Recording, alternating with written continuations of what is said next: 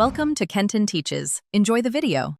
You start by collecting facts, run kubectl get pods and describe the failing pod to read events and reasons. Then pull logs, including previous container logs, so you see the exit code and stack traces. Inspect the pod spec next.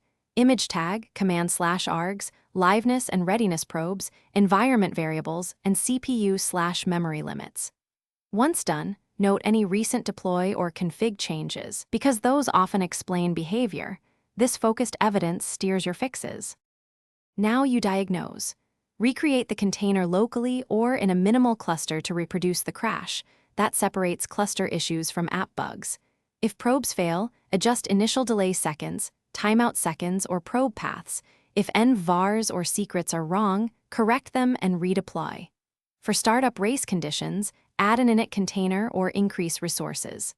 Apply your corrected manifest with kubectl apply. Then watch pod status to confirm the crash loop stops and the container reaches ready.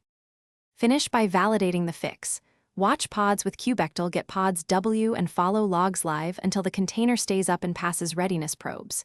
If problems persist, extract the container exit code, enable core dumps or attach debuggers, and run lightweight profiling or strace to find runtime faults.